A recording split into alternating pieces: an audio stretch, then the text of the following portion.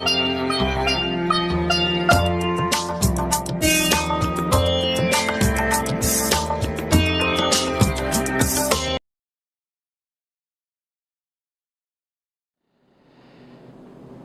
बहुत ही प्रिय और बेहद सम्मानित साथियों, हृदय की गहराइयों से अभिनंदन, बहुत बहुत हार्दिक स्वागत।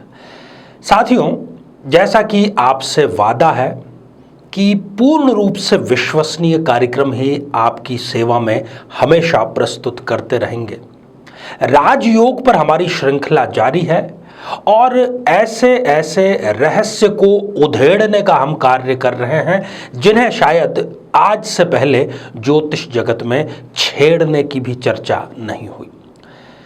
साथियों, आज हम चर्चा करेंगे कि कब राहु, जी हां, राहु जो कि ग्रहों में सबसे अधिक बदनाम है, जो भी बर्बादी हो, जो भी बुरा कार्य हो, वो सारा का सारा राहु के मत्थे मढ़ दिया जाता है बड़ी आसानी से। कब ये राहु, जो कि एक पाप ग्रह है, क्रूर तो है ही, उससे बढ़कर पाप ग्रह भी है, दिन में जो लोगों को तारे दिखाने का कार्य कर देता है, जी हां, वही राहु कब आपको राजयोग दिलवा सकता है, और कोई साधारण राजयोग नहीं, ऐसा राजयोग जिसमें राजसी वैभव हो, चुनाव जीतने हो, मंत्री पद को प्राप्त करना हो। तो आज के इस एपिसोड में हम यही जानेंगे कि कब राहु बना सकता है आपको राजा। साथियों, इस पर हम चर्चा करें इससे पहले एक बेहद जरूरी सूचना कि हम हमारे प्रत्येक एपिसोड के अंत में किसी न किसी जातक के प्रश्न का उत्तर देते हैं, और ये प्रश्न हमें प्राप्त होते हैं आप लोगों के ही द्वारा यूट्यूब कमेंट के माध्यम से। अपना कमेंट लिखने से पहले आप #आचार्य चंद्रकांत इस शब्द का प्रयोग अनिवार्य रूप से करें, अन्यथा हम उस कमेंट को शामिल नहीं कर पाएंगे। और दूसरी बात, इसी एपिसोड से संबंधित एक प्रश्न जो अंत में आपसे पूछा जाएगा, उसका सही उत्तर भी साथ में अवश्य लिखें। साथियों, राहु बर्बादी का कारण हो सकता है, इसमें किसी प्रकार की कोई गलत बात नहीं है, परंतु कुछ ऐसे समीकरण होते हैं, यदि उन समीकरणों में राहु सही स्थिति में ठीक स्थान पर बैठा हो, तब वो व्यक्ति को रंक से राजा बनाने का कार्य करता है। एक बहुत ही सामान्य बात यह है कि यदि राहु किसी की भी जन्म पत्रिका में 2 नंबर, 4 नंबर, 5 नंबर या 6 नंबर, अर्थात वृषभ राशि, कर्क राशि, सिंह राशि और कन्या राशि में बैठा हो, तो ये अपने आप में ही राजयोग कारक है। ये तो हुई पहली बात। अब इससे भी ज्यादा टेक्निकल बात यह है, जिसको कि हम जन्म पत्रिका के माध्यम से जानने का प्रयास करते हैं। साथियों, राहु जो है वो कुछ समीकरणों में यदि बैठ जाए तो वो व्यक्ति को उसकी आशा से भी बहुत ज्यादा देता है। ये आप जो जन्म पत्रिका देख पा रहे हैं, इसमें हम उदाहरण के रूप में आपको बतलाने जा रहे हैं कि केंद्र के जो 4 भाव हैं, केंद्र जो है वो शुभत्व के कारक हैं। केंद्र के भावों में यदि 2 या 4 या 6, इन तीनों में से कोई भी राशि हो, केंद्र के किसी भी भाव में हो, तो उसमें 2-3 प्रकार के समीकरण बनते हैं, जिसको कि आप बहुत गौर से सुनिए और अपनी जन्म पत्रिका में उसको तलाश करने का प्रयास करिए, यदि आप भी राजयोग प्राप्त करना चाहते हैं। यदि 2 नंबर जहां पर लिखा है केंद्र में, वहां पर शुक्र है, और शुक्र के साथ में यदि राहु की युति हो गई, तो शुक्र के यहां होने से मालव्य योग तो बन ही गया, परंतु इस मालव्य योग को राहु यहां पर बढ़ाने का कार्य करेगा, राजयोग को विस्तारित करने का कार्य करेगा। दूसरी बात, यदि इन केंद्रों में कहीं पर भी 4 नंबर का अंक लिखा है, तो गुरुदेव यदि साथ में बैठे हैं, तो ये भी हंस योग का निर्माण यहां पर हो गया।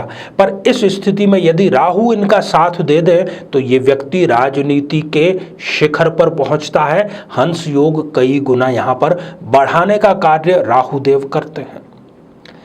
तीसरी स्थिति, यदि इन केंद्र के भावों में कहीं पर भी 6 नंबर का अंक लिखा है और उसके साथ में बुध देव विराजमान है और उसके साथ में राहु देव यदि हो जाएं, तो इस प्रकार के भद्र योग को राहु देव एक प्रकार से उसमें इंजन बनकर या उसमें ईंधन बनकर बढ़ोतरी करते हैं साथियों। तो इस प्रकार से राहु व्यक्ति को राजयोग तक ले जाने का कार्य करता है। साथियों, रिसर्च के दौरान हम कई प्रकार की जन्म कुंडलियों का विश्लेषण करते हैं, अनुभव की कसौटी पर उसको कसते हैं, फिर कहीं जाकर के एपिसोड आपके समक्ष आ पाता है।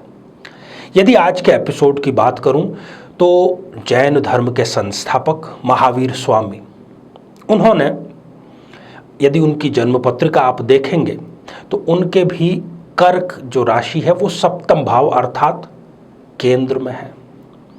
गुरुदेव साथ में बैठे हुए हैं तो हंस योग का निर्माण तो हो ही रहा है और साथ ही राहु उसके साथ में होकर के इनको ईश्वर तुल्य दर्जा भी प्रदान करता है।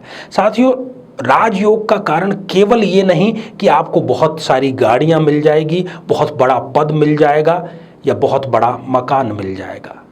इससे भी आगे आप जिस किसी क्षेत्र में हैं उसके शिखर पर पहुंचाने का कार्य राजयोग करता है और ये कैसे बनता है ये बतलाने का कार्य हमारा है। तो आइए साथियों, अब हम बढ़ते हैं आज के हमारे कमेंट के चरण की ओर। आज हमने कमेंट शामिल किया है जयेश नरसिंघानी जी का, जो कि उन्होंने लिखा है पालनपुर गुजरात से। जयेश जी, आपने पूछा है कि किस क्षेत्र में व्यवसाय करना आपके लिए बेहतर रहेगा। आपकी कुंडली के विश्लेषण के पश्चात निश्चित रूप से शनि से संबंधित व्यापार आपके लिए सर्वश्रेष्ठ रहेगा।